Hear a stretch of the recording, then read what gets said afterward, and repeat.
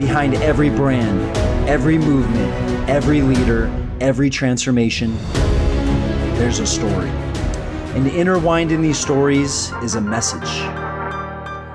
And this podcast is for you, the next gen leader, coach, entrepreneur, and influencer. My name is Travis Brady, and I'm a branding mentor and sales story strategist. I hope you see me more of a guide than a host as I share the stories behind the brands, so you can take these stories, experiences, principles, and teachings and use them to share your story with the world. Welcome back to another episode of The Story Behind Your Brand. I'm your host, Travis Brady, and I got an amazing guy for you here today. Lifetime worth of leadership experiences, skills, knowledge. I'm super excited. And he's going to be speaking at BrandX coming up September 6th and 7th. Man, this event is getting some awesome momentum. I'm so pumped. So it's going to be here before you know it. Make sure you go to brandxexpo.com. Check it out. Check out that lineup. And you might not know all the speakers, but I heavily suggest to really go follow them, check them out. They have some real knowledge. Today we got Dr. Brian Kent, also known as BK. He's a global leader and senior consultant focused on international and domestic operations. He advises businesses in areas of business processes, technology, transfer, transition, real estate, and investing. Has been on Entrepreneur of the Year twice in North Carolina and on the Inc. magazine 500 and 5,000 list 2 times. He's the author of The R Factor. He's led He's got up to $1 billion contract from the government. He's led a $400 million portfolio. He's doing big things. Brian, super excited to have you, man. Fill in the gaps.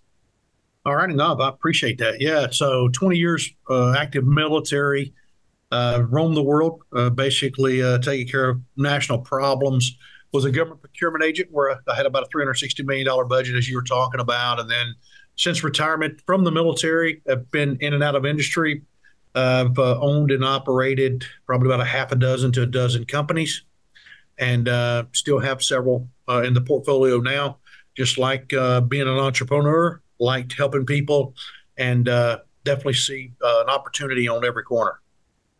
You have a crazy life of leadership. We were talking and working with your brand. We're doing a documentary for you. You, at a really young age, got kind of thrown into leadership. Tell everyone a little bit about your upbringing and working on a farm.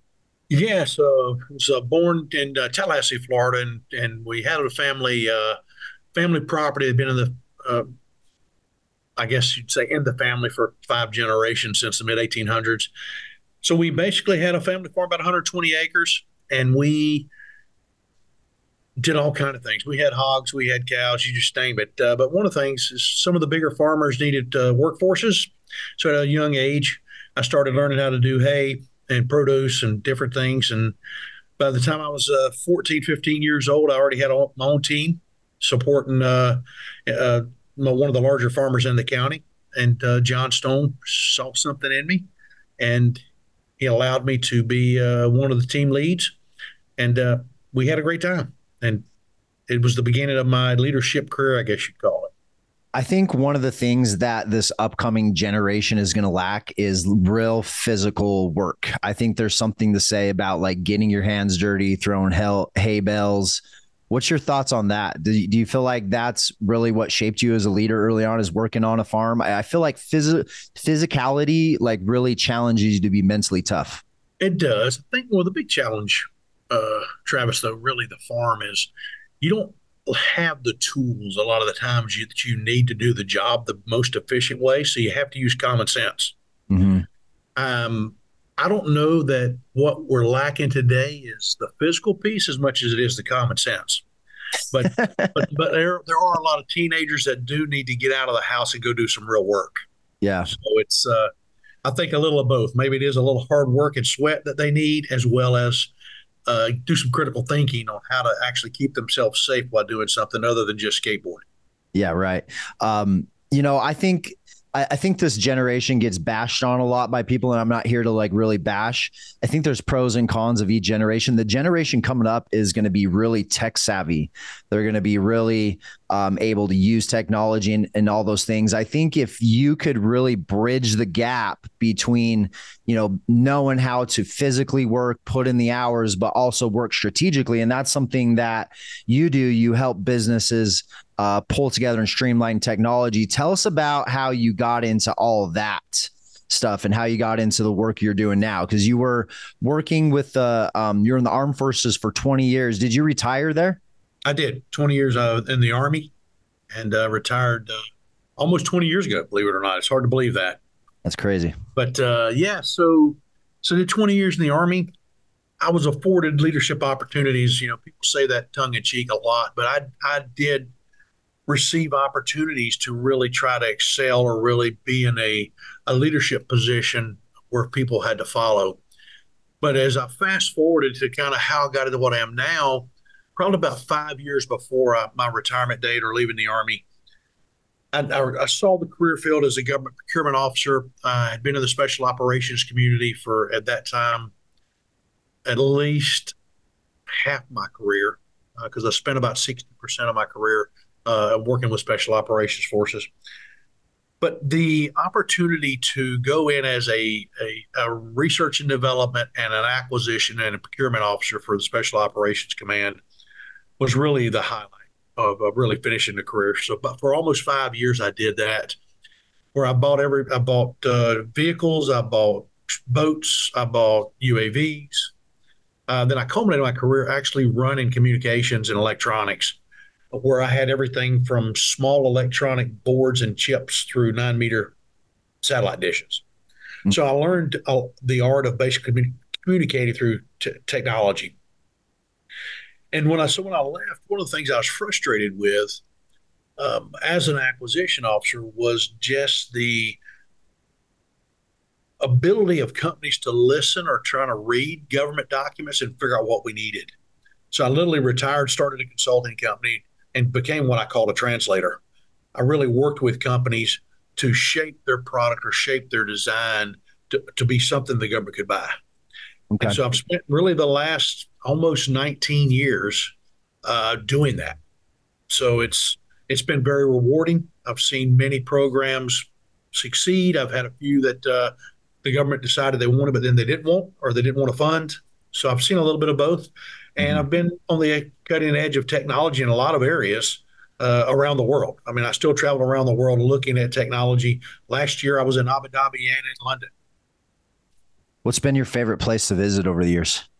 Oh, wow.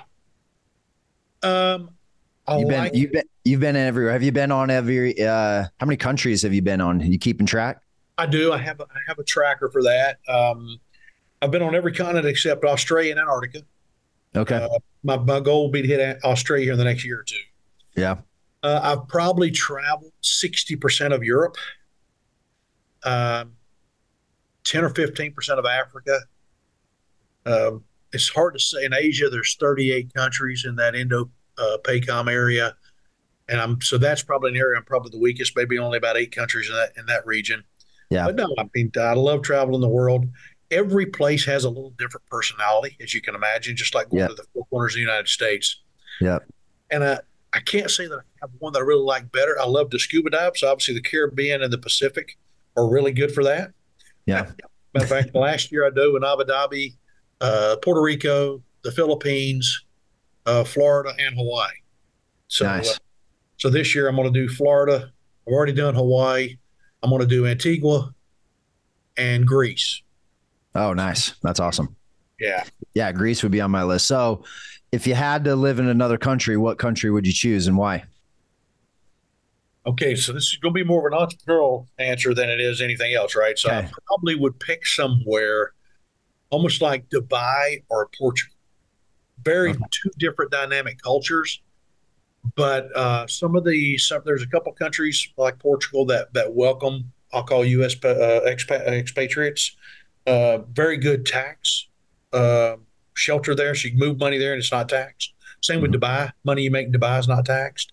Okay. So really, it would be about trying to, if I moved somewhere like that, would be starting to talk about how do I start moving into a part-time career of only 40 hours a week, right? So it's and really start to enjoy the fruits of my labors, I guess you'd say, Travis, right? Yeah. Yeah.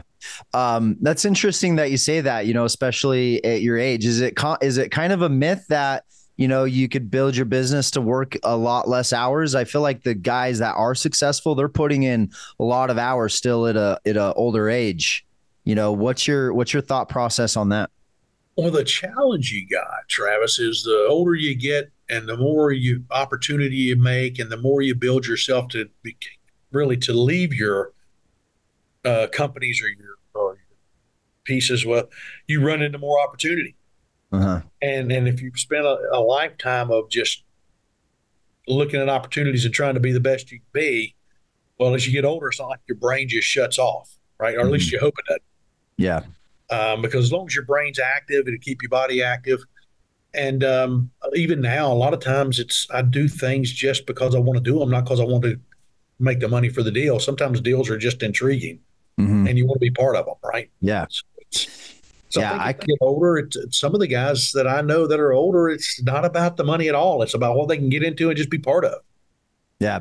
Dan Clark, he's considered one of the top 10 motivational speakers in the world. He's in his, 60s, and he was telling me the other day, he's like, these guys are hanging it up already. And I'm like, dude, I'm in my heyday. I'm having fun over here, speaking and doing all the things. So I Yeah. think business isn't necessarily about putting in less hours. I think business is about doing more of what you love and what you enjoy doing. And it doesn't matter how many hours that is. It matters, if you enjoy doing that. I think that's the way I look at it. Mhm. I People ask me, I retired from the army and I started a second career, and people ask me, okay, what are you gonna do when you retire? And probably about 5 years ago, I literally changed my answer. I said, I am retired. I do whatever I want to do when I want to do it. Mhm. I mean, if you're retired, that's kind of what you do.